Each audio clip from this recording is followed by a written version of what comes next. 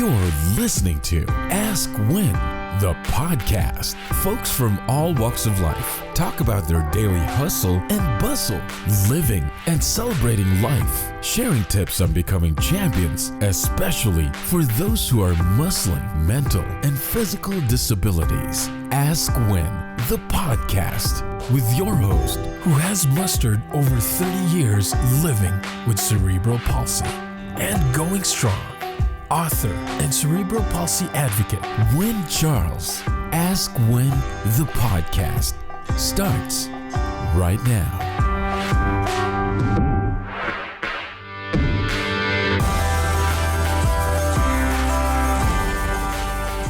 Welcome to Ask When, everyone. Today with me, I have Girly, and so I'm going to let Miss Girly take it away and share her story. Well, hello there, and thank you so much for inviting me on today, Wynn. It's an absolute pleasure to be here. Hello, everybody. My name is Julie Leonard. I come from Scotland, and I currently live in Munich, Germany. And I wanted to share a little bit about myself and my story. I'm a certified life coach, and I call myself a happiness evangelist. And I do that because I'm very, very passionate about spreading the message that we don't have to be limited by our negative thinking or negative beliefs or limiting beliefs, that we can really have the power to change who we are and really go for the life that we want to lead. And I wanted to share a little bit of my own transformation, and hopefully we can explore a little bit about my passion, which is intentional happiness. Well, I love it so far. Oh, thanks. I love it so far. Thank you. I grew up in Scotland. I grew up with a father who, he's 84 now, actually, and he was a very depressed person. He has been all his life, and inadvertently, he never did anything, deliberately to affect me in any way. He loves me very much, but through his own depression, he inadvertently did things that made me feel negative as a child. So he would often be in his own head. He would often not be listening to me or cut me off, those kind of things. And as a child, what I did was I really internalized that as, I'm not good enough. I've got nothing worth talking about. I've got nothing worth saying. And I really internalized that very negatively. And I grew up right into my 20s, into my 30s, as someone extremely shy, extremely anxious, very nervous, and really alone in my own head, and with very low self-esteem and low confidence. And well, you might not see me at the moment, but if you do get to meet me and you can hear me now, that's definitely not the person I am now. And so, I really struggled with that for a long time, about how I felt and these limiting beliefs that I had about myself. And it's probably no surprise then that I went off and studied psychology. I really wanted to make sense of what was going on, and I was really drawn to psychology. And so I went to university and I studied psychology there. And even there, I was really nervous. I couldn't even go and meet my friends for coffee or something. I was too nervous to walk into the cafeteria or anything like that. All these things were really challenging for me. I couldn't speak up in a class or tutorial or anything. So I really struggled with it. But I was really drawn to this kind of work. I'm really drawn to wanting to support other women feel good about themselves. And so I ended up getting involved with mental health services in Scotland. And I actually worked my way all the way up to being a manager of a huge mental health service, and really focusing on helping people feel better to really recover from stress, anxiety, depression, a whole spectrum of mental ill health. And so I guess I had sort of two lives in parallel. One, personally, I was not in a very good relationship, and I was very low in my self-esteem, but learning lots of tools while I was working with people. But secondly, I was doing really well in my career because I guess I could really empathize with people. I could really be compassionate for what they were going through. I could really understand a lot of what they were going through. So I did really well, and I was very successful in my career, and I loved what I was doing.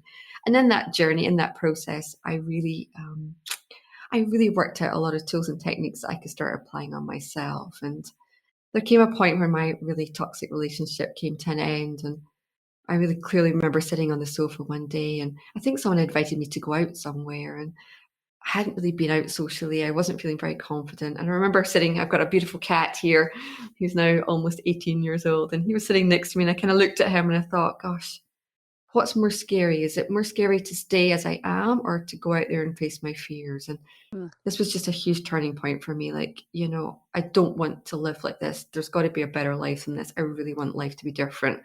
And that's where I really started applying all the stuff that I was doing with other people to myself. And I guess here I am, the more confident woman that I am today, the speaker that I am today. And I'm really passionate about supporting other women to let go of those limiting beliefs, to really know that you can change those thoughts that hold you back, and that you really can be the person you want to be. You don't have to be defined by your past. Yeah, no. No, and I believe it 2019 started my transformation. 2020 has got me more of a social butterfly, let's just put it that way. And it has something to do with COVID-19 too. And so 2019, for those of you, well, when we're recording this episode, it's May 19th, and it's May 18th. May 19th is when my father passed away. So 2019 almost brought me to my knees. And then this monkey business happened in 2020, which again almost brought me to my knees, because I find it ironic that I lost my mother in 2010. I actually lost my job in 2010, and then in almost 10 years later, I find it ironic that I got laid off my job and lost my father. So I'm thinking, well, is this, so I'm in the transition of making a new life for myself, basically here. But being confident and being happy is one of those things that no money can buy. You're absolutely right, aren't you? That, I mean, yeah, you can speak to this even more than I can when, you know, like you've gone through major life events there, yet you keep going. And so I'd be really curious to know like what keeps you going, what builds your resilience. But you're absolutely right. There's, you know, we're told a lot that, you know, like it's the external things, the material goods that we have that bring us happiness. And I think many of us, you and I, have worked that out. And I think many of your listeners who are drawn to this are also working that out or have worked that out, that of course a certain level of comfort is what we need. Aren't we so thankful right now we have a roof over our heads and, you know, food on the table, and, you know, we're healthy and we're okay. But it's this inner happiness, this inner, what I call inner resilience, that we need to cultivate, that brings us happiness, that we have to have a resilience, as you're demonstrating, to bounce back from extreme situations. This is what we have to cultivate, and this is what I'm all about. That it's not that I walk about just being in this bubble of happiness the whole time, if only, you know, but I'm really, you know, I have my moments, I have my days, of course, in this current situation. I'm truly thankful and very fortunate for my current situation within the pandemic. But of course, you know, there's challenging times, difficult times. We've all had stuff in our lives that are very difficult, you know, and so like I'm all about cultivating this resilience so that we can be very intentional about what works for us and what makes us happy, and how we can ride those waves of emotions and ride those storms as life throws stuff at us. Yeah. And so what would be your number one piece of advice for someone who is in the midst of a transition? I know that a lot of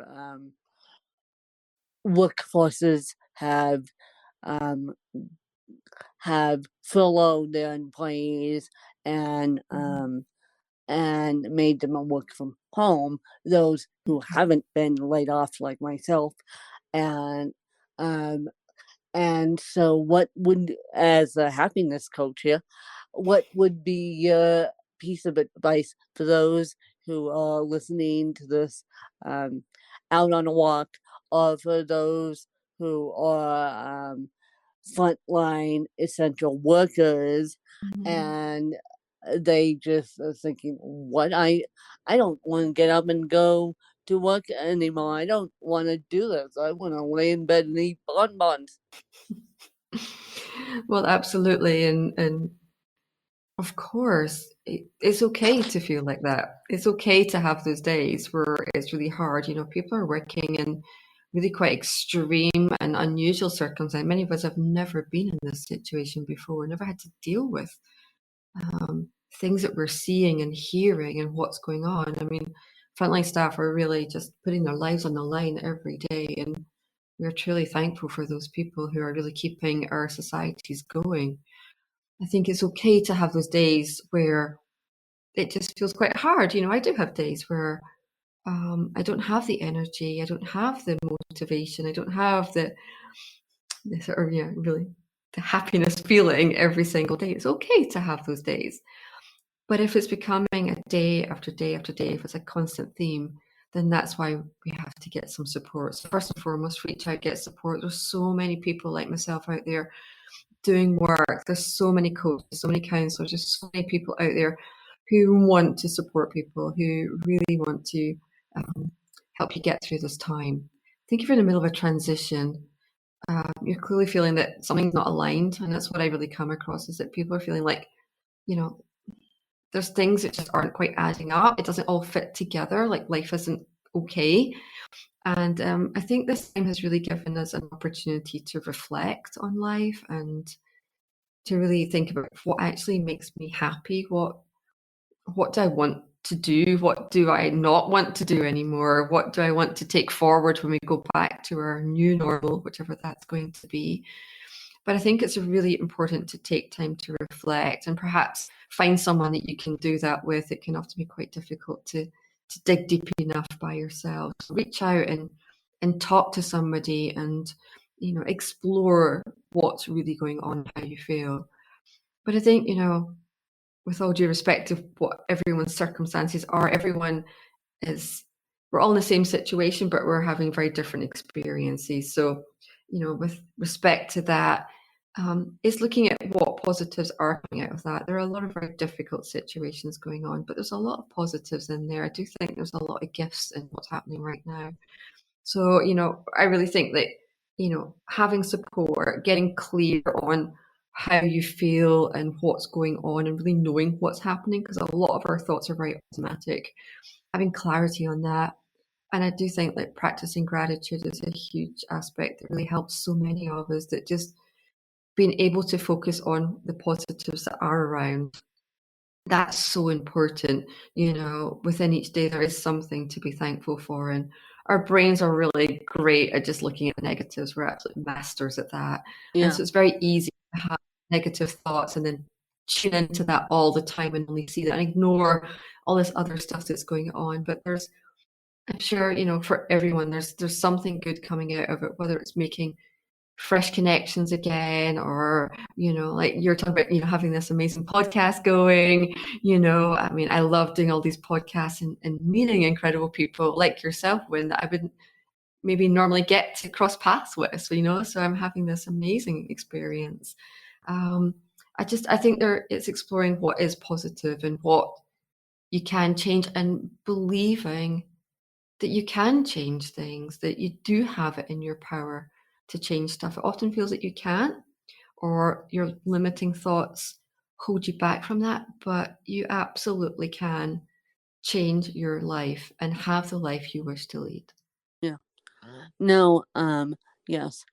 And today I made a huge, today being May 18th, I made a huge decision in my own life that you guys are going to, I hope, reap the benefits from, because I am going to be a happier person based upon this decision.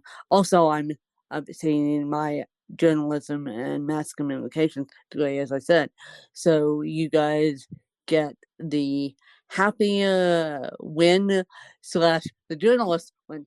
So, but you sometimes need to go down into your heart, have those moments of, and my moment of making this huge decision is that's going to benefit you guys is happened at 3 a.m. on May 18th as we're recording this episode. And I just thought, well, since I have these people around me and some of them are icky blood, let's just put it that way, I might as well get rid of the icky blood and focus on the positive. Great. So you've made a really conscious decision Oh about yeah. who you've got in your life and Oh how you're yeah. going to move forward. Oh Love yeah, it. I've Love made it. a conscious decision. Oh, Mhm. oh yeah, after many, many, many months of Mhm. do I remake friends with Mhm. these people? Do I have a loving relationship with my family? And the answer is you guys will find out. You guys will find out, and only a couple people know right now what's going on. But you, my fan base, will slowly find out, and it's going to benefit you guys because I'll be a happier person because of it. And how do you feel just even making that decision, having that clarity about what you want to do? How does that make you feel? It it makes me feel it honestly makes me feel I should have done it earlier, but I was trapped. I got emotionally abused on June 23rd, 2019 by the time I well I had just lost my dad in May, then emotionally abused, and trust me, that came out of the clear blue sky. I mean, um, that came out of nowhere. No one saw that coming. I had three witnesses. I actually had four. Yeah, three witnesses and one other who was a little bit behind the scenes. So three witnesses witnessed it, and one behind the scenes knew that was there was something wrong because she said something to me, and so it makes me feel, as I said here today, knowing that I have made this decision, and you guys will eventually find out what it is. As I sit here today, I feel like a lighter, more productive person because I had this weight on my shoulders for Yeah. the past year, Mhm. as to say, well, these were my family. I trusted my family. and then my family turned on me. And so, and the emotional abuse is public knowledge. And so, it's definitely public knowledge. And so I had, as I said, I had 3 witnesses. I had my aide, I had my stepmom and my stepsister witness, a horrible day in my life the day after my birthday. So I have made the decision, which you guys will eventually find out about, but sitting here doing this interview, I feel like a lighter person because a weight has been lifted off my shoulders. And when you guys make a decision, whether it's a good, hopefully a good, or whether it's I need to transition out of this job, I need to transition out of this space, I need to talk to my boss about going down to part-time, I need to do something with personal life, I need to do whatever it is. I think we need to make that decision within our hearts and do soul searching, and then we need to shout from the rooftops on what the decision is, and eventually I'll do that. But I think we need to accept the decision and just move on. Yeah.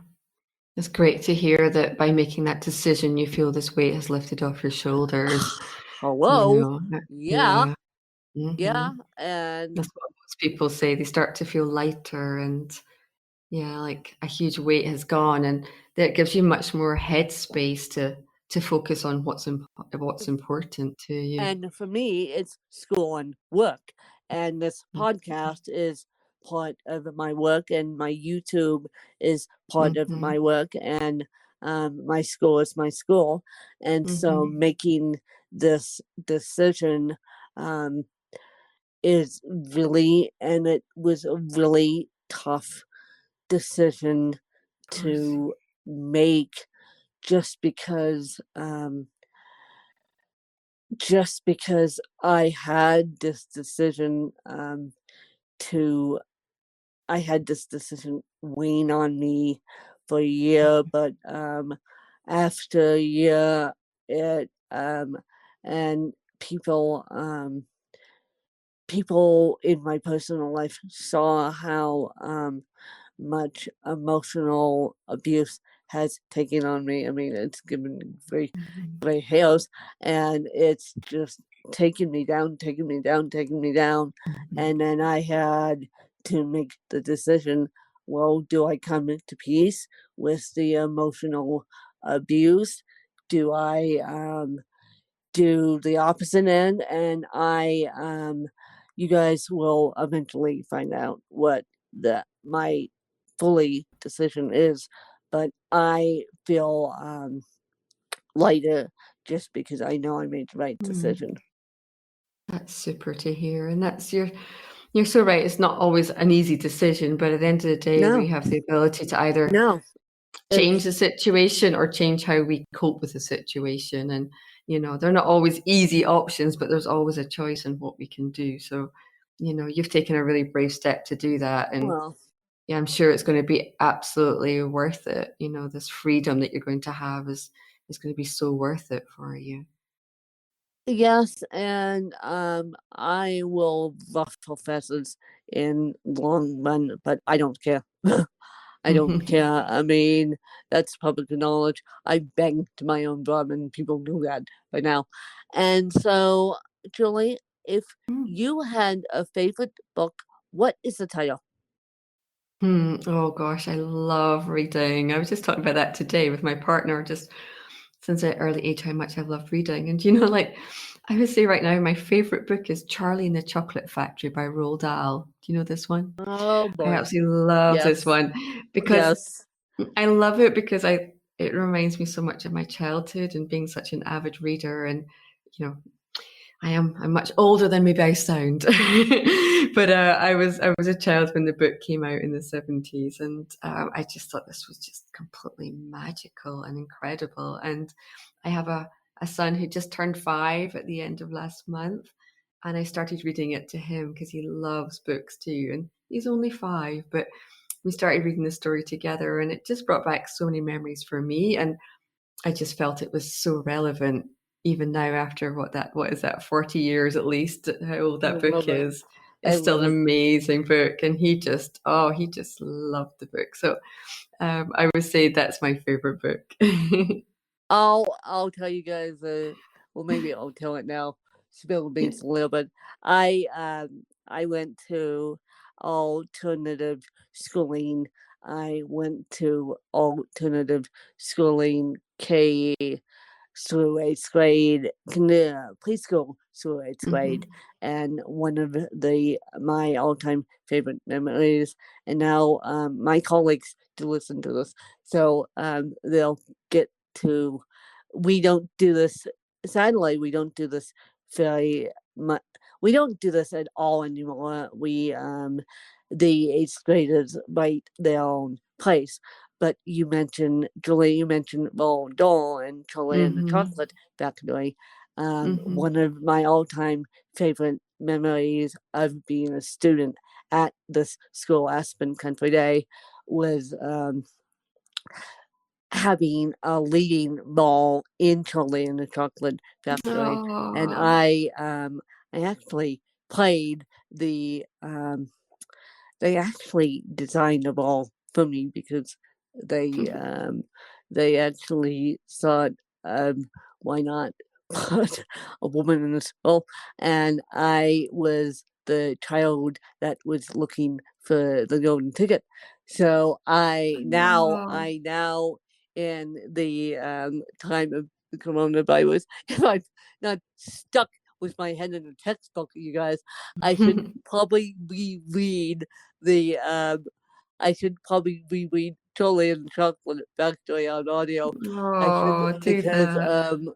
I should do that because it's one of my all-time favorites. So yes, so that's my Thanks for that's sharing that story. oh That's lovely. Isn't that yeah, great? What a well, lovely yeah, connection. That's that's a so lovely lovely. connection to Charlie and the Chocolate Factory. No, they because I grew up in the 90s, and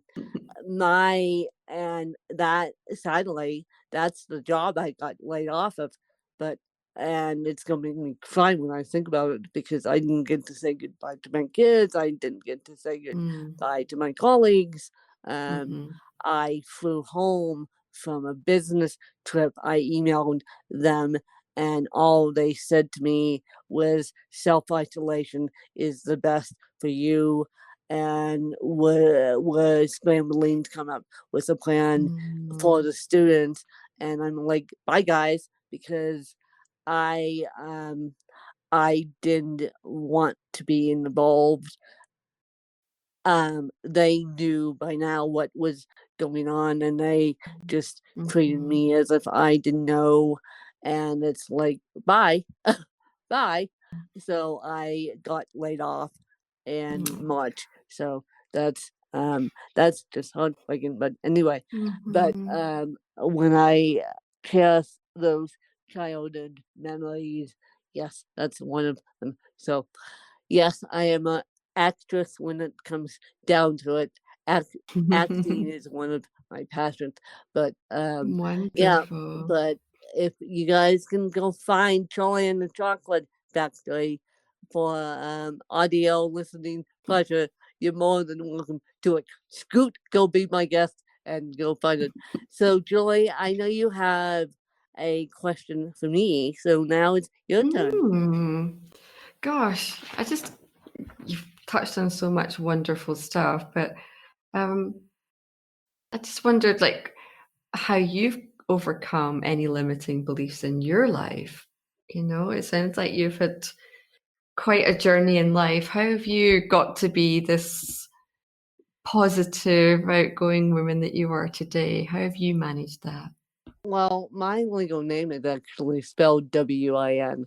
So I was given the, no pun intended, I was given the winning attitude.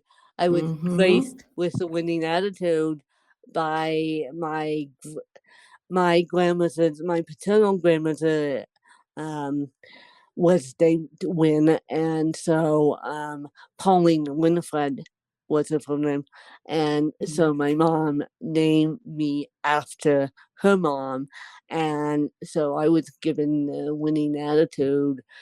I was graced with the winning attitude in '87, and so it's stuck with me ever since.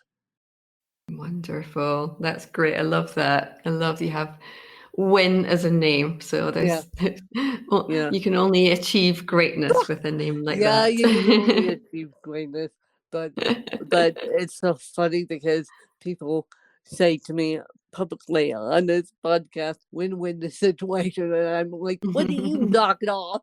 When do you knock it off? No pun intended, because now I've been incredibly blessed in my life, and I think it's having to do with that winning attitude, and you guys will see more and more of that winning attitude in the next year. I mean, as we sit here today, I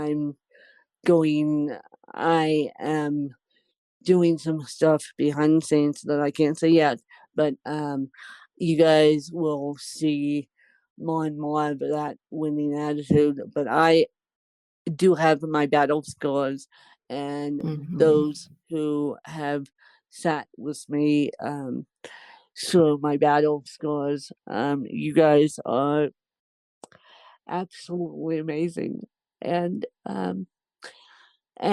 you my fan base has been absolutely amazing this past year. I mean, they've stuck by me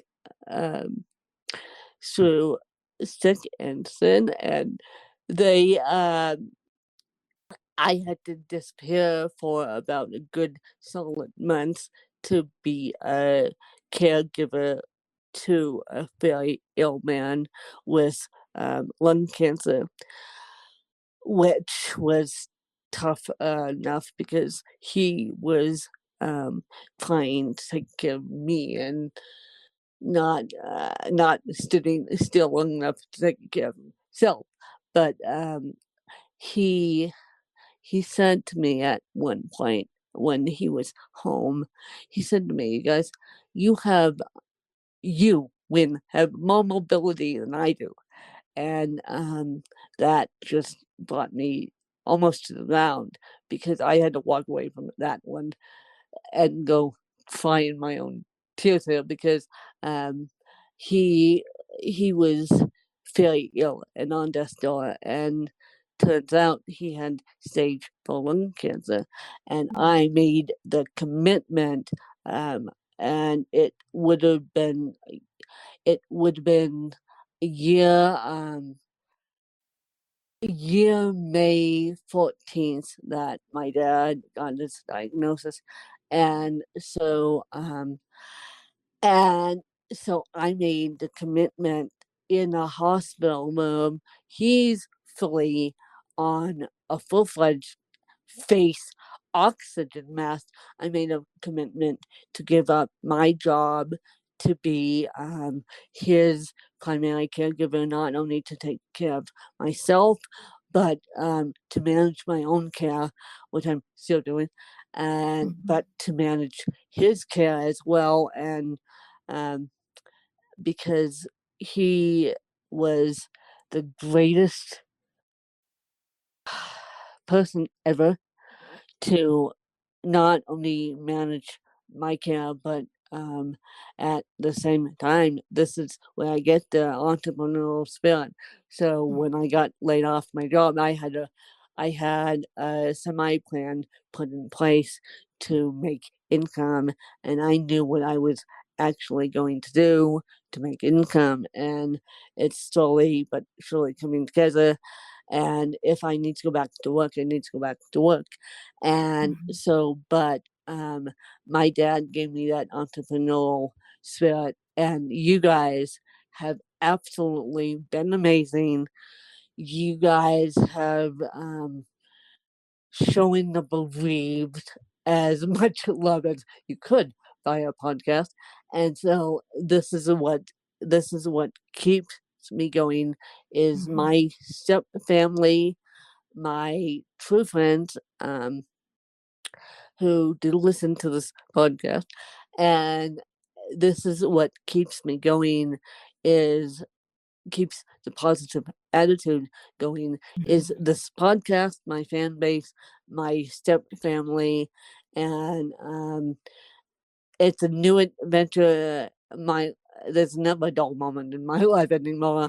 I but you guys have been amazing, and yeah. And so, Julie, do you have any more questions for me? Yeah, sure. I just, well, more like a discussion in a sense, but just to pick up on just what you shared there. Thank you so much for sharing that with me. It's so nice to hear your story and yeah, and just what you committed to with your father and looking after him. But I guess three things that stood out to me that you talked about that I think are really important that get you through hard times is like what really shines through with you, Win, is that you have a very positive mindset no matter what's going on. You talk about being your winning attitude, but you have a positive mindset, that you have supportive people around you, whether it's your family, your friends, but also your podcast community. This has been a huge support to you. So having those relationships and those people around you, a supportive network is essential. And then you've really clearly got a purpose as well. You've really got a purpose about the direction you're going and what you want to achieve. You've got that entrepreneurial spirit you talk about, but you're really driven with your studies, with your podcast, with your media, and I suspect a whole lot of other stuff that you're working on right now. And that's really what stood out to me. Is that a kind of fair reflection of the tools that you use or how you see positive aspects of you that help you through hard times? No, and I am teaching people about CP on a daily basis. I mean, people walk into my Mhm. life as my age, and when my stepmom first met me, she went to Google and found and Googled what is CP, and she Mhm. tells me this later. I, she said I had to Google it. I didn't know what CP was, and so Mhm. I am doing what I'm doing. I'm teaching people about Mhm. having a neurological disability every single day, and I just Mhm. it's so funny because well, it's not funny, it's sad, but I just found out that cerebral palsy is a neurological disability in 2020 because I was always told, well, first of all, I only found out that I had um, CP in seventh grade, and then my parents left it at that. I was the curious kid who liked to ask too many questions, and so I didn't go to ask my parents. I went to Google in a high school classroom, in a high school English classroom, mind you, and I Googled what is CP, and those are the exact words that I typed in, and what came up was what is cerebral palsy, and then I'm like, oh boy, here we go, and then I was uh, I needed a psych test for something else after my mom died, and the psychologist got all my medical records and put everything together. But then she put two scary words. Well, not scary now, but then scary words in front of cerebral palsy: ataxia, spastic. And I'm like, what words is that? And at this time, I remember exactly where I was. I was sitting in a grocery store parking lot reading a psychology test done on me. I didn't even let my dad read the next thing until I was done with it. And I'm like, ataxia spastic? What's that? And so then I found out after my dad died. I looked at a physical therapist and a physical therapist student right in the face and said, would you consider cerebral palsy a bone and joint condition or more neurological? And because I was getting upset after my dad died, it was hard for me to come to the conclusion that I needed help on a daily basis. It was it now this is gonna make me cry again. It was hard for me to come to the conclusion that I needed help on a daily basis. I needed help cooking. I need help cutting my food. I need help getting dressed in the morning. I need help. And so I finally got the bravery stick up again and asked PT, physical therapist, and a PT student, do you consider CP a bone and joint condition or neurological? And they both looked at me straight in my face and said, when you have a neurological condition and you will be living with this condition for the rest of your life. And I said, well, thank you very much. And I went home and I called a very good friend of mine and I said, well, who is very smart beyond belief. She knows how to use Google. And she worked with me in a capacity as my aide. And I said, did you know this? And she goes, yeah, the whole time I knew this. And I go, well, you didn't tell me, did you? And she said, no, because I thought you knew. And I'm like, well, that's interesting that right after my dad dies, a couple months after my dad dies, I find out that my cerebral palsy was all neurological this whole time. And yeah, so yeah. But it's just wonderful that you share your story and you talk about it and really help to educate and help people understand more about the condition and how it affects people. Yeah, It's no. wonderful that you do that. It sounds like it's essential, given that for yourself, it was so long before you understood what it was and what that meant for you in your life. And the reason why I was so down in the dumps about it is before I actually found out about it is not only my dad had died, not only my aunt and Norma had died, but I was emotionally abused too.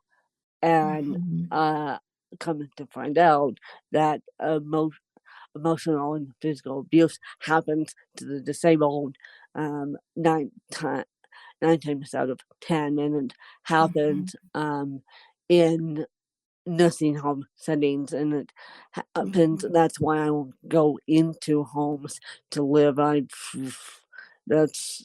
seen enough of what they do in homes to scare me off of homes.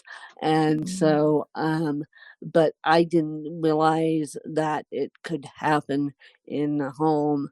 I didn't realize it could happen in the home. It was with 3 witnesses witnessing it. And so that's why I put the bravery stick up again and asked PTs. I said, and they knew I was emotionally abused, and they know that I lost my dad too. And so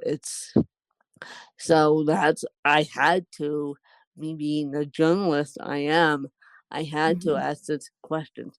Okay, why do I need help getting in the shower?